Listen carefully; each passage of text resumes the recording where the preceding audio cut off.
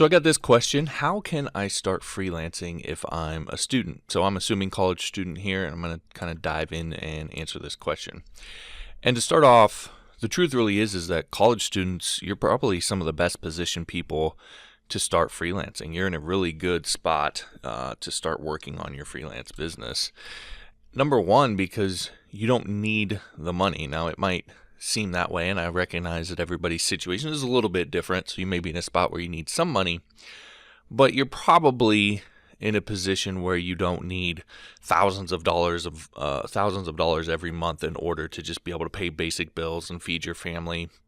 Probably single, probably have tuition and board paid for, maybe getting some help from parents, that sort of thing. So you don't need the money like someone who has a family and is working a job and so forth does. And so you can focus really on building your career and your business right, not doing what's expedient for money at that particular time. And a lot of times those things are very different. So you have a good opportunity to really build a solid foundation for a freelance career or a freelance business because you don't have to focus so much on the money. You also have lots of spare time. Now, again, I know it may seem like you don't, but I bet if you were to sit down, and I remember my college years, I always thought I was really busy.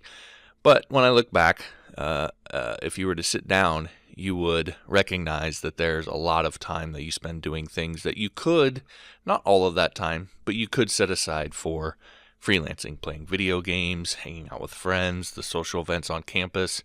Not saying you should give all that stuff up. However, you could probably give up a few of those things in order to start a freelance business. So you have a lot of spare time in order to do that. Depending on what year you are in school, you have several years to figure it out. So it's not like you have to, figure out this freelancing thing in the next month. You have a few years that you're going to be in school where you're going to be in the same position. And so you can spend some time building that foundation and getting this figured out. So that's a unique opportunity. And then something that probably a lot of people wouldn't think of, but you actually have unique access to information likely because you're going to have, most universities are going to have a probably really good library on campus that you can go to.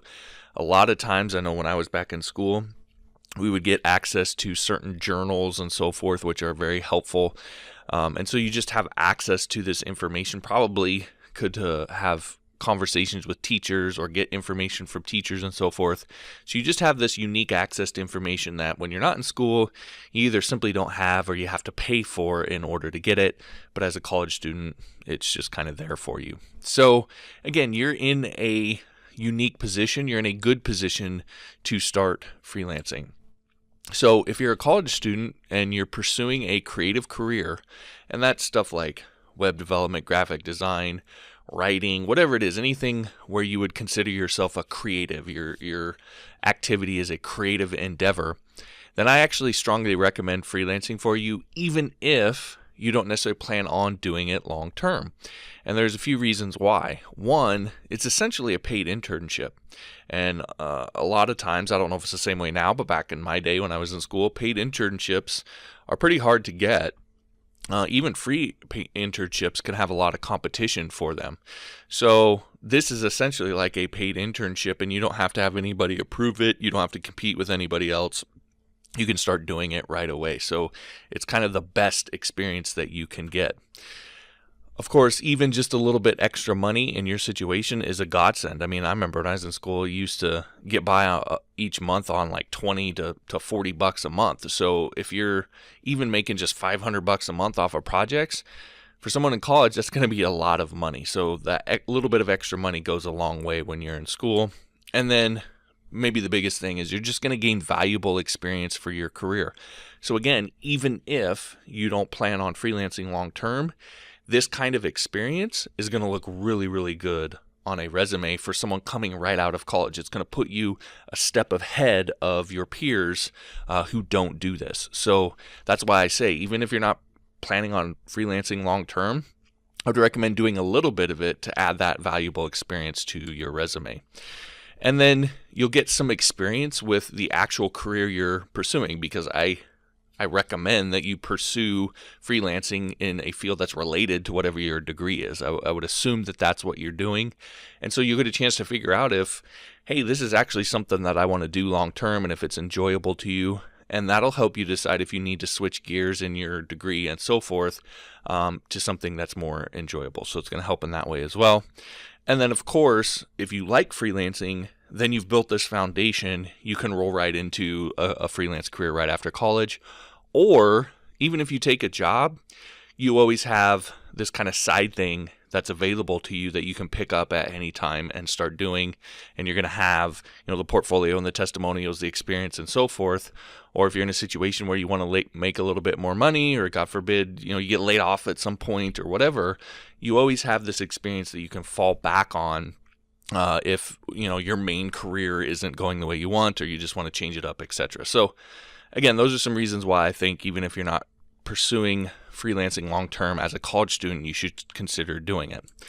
So then the question becomes, okay, how do you actually do it as a student? Well, the reality is you do it the same way as everybody else. It's not any different for you as a college student in terms of the basic things that you need to do. So first, you need to identify a deliverable, what you're actually going to provide to people, and be as specific as possible when you do that. You want to create mechanisms for getting clients. So, it could be getting them for freelance sites, doing content marketing, doing social media, whatever it is. You want to create mechanisms for getting those clients. And then you want to develop a routine for delivering. Those are really the three big rocks when it comes to freelancing. If you're going to get those things nailed down, then you're probably going to have some success. Now, let me give you a shameless plug here. I just released, as of the recording of this video, episode 7 of my Let's Talk Freelance course, and it covers all three of these things in detail. So how to identify a very specific deliverable that's marketable, how to create the mechanisms for getting clients, and then a really big piece of it is developing a routine for delivering that ensures quality, service, and communication, which are the three big things that clients are after. So if that's something that you're interested in, you can go to letstalkfreelance.com. That'll show you how to get access to it. You can get essentially free access to it over on Skillshare. So again, letstalkfreelance.com. All right. Another thing for you that's going to be important that probably is a little bit more specific for you as a college student is limiting scope, because you're going to have classes that you have to take, and you're going to have exams, and you're going to have midterms, and all of these things, and activities on campus that you want to be involved in. Maybe you're in sports, etc. So you really need to limit scope and not get caught in a never-ending project. That can turn into a real nightmare for you, and you think, hey, I'm going to have this project done before my final exams, and next thing you know, the scope starts creeping, and now it bleeds over into your exams. You're trying to do exams, finish a project. That's going to be extra stressful for you that you don't really need to do. So limiting scope and managing scope is going to be very important for you.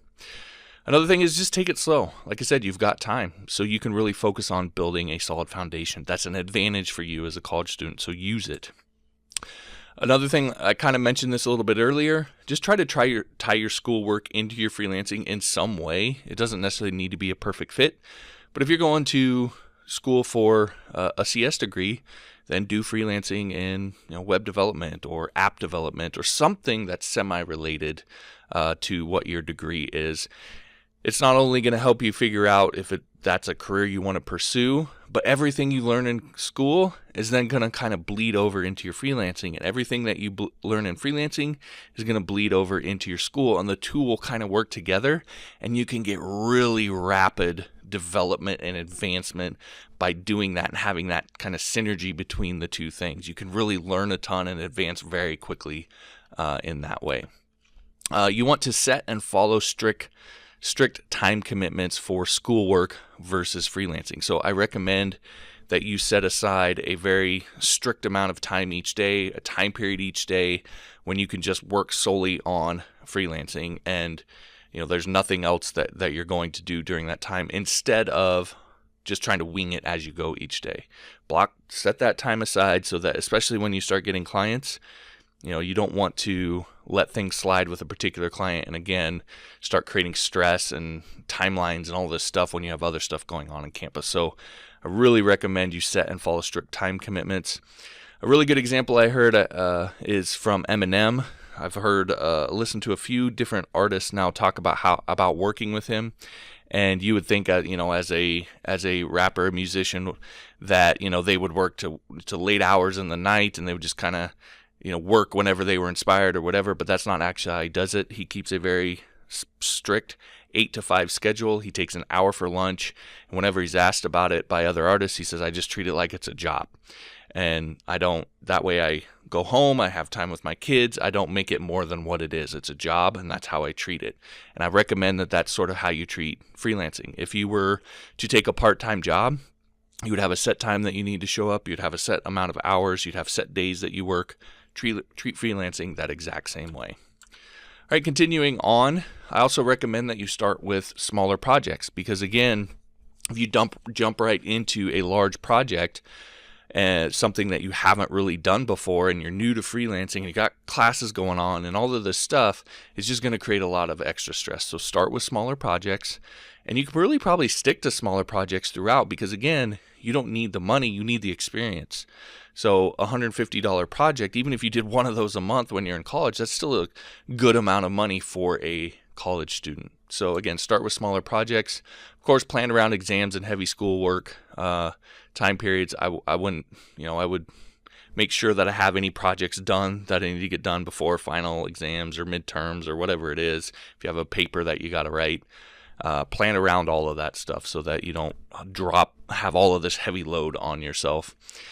You also need to set strong boundaries with your friends. So you need to let your friends know, hey, I'm freelancing, I'm doing this from this time to this time every day, I'm going to be working on this, I can't play video games, I can't go hang out, I can't do any of this stuff, and I really need you guys to like work with me, not just work with me, but hold me to it and not try and drag me out of it, because this is important to me, and just having that conversation with your friends. Another one, I know you're in college and you might think you don't need to worry about taxes, but if you start earning income, and depending on where you live, there are certain amounts, if you make a certain amount, you need to file your taxes.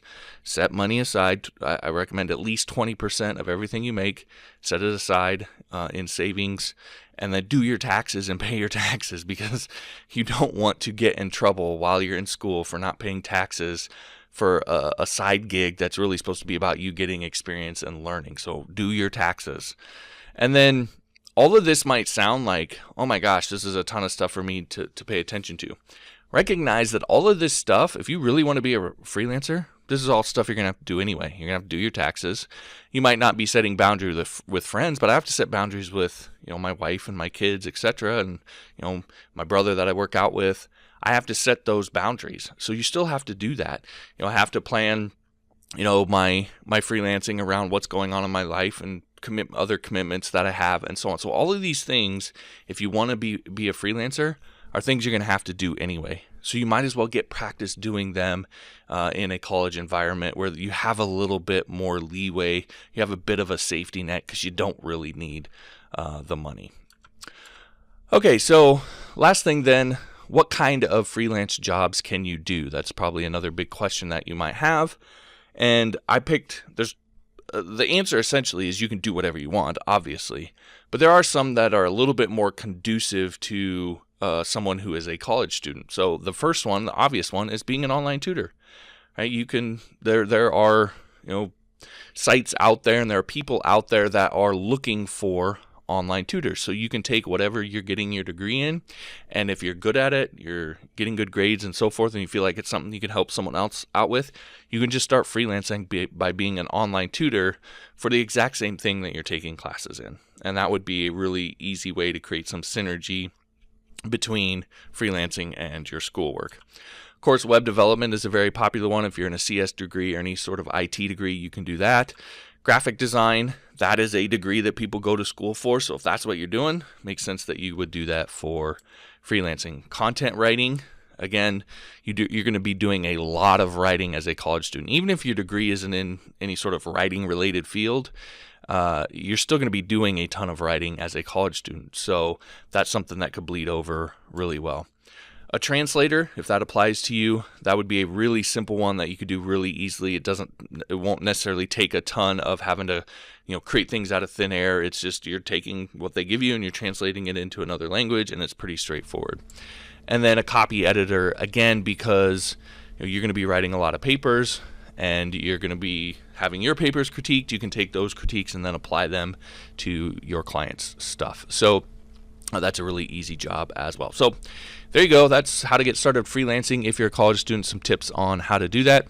Thanks for watching. We'll talk to you next time.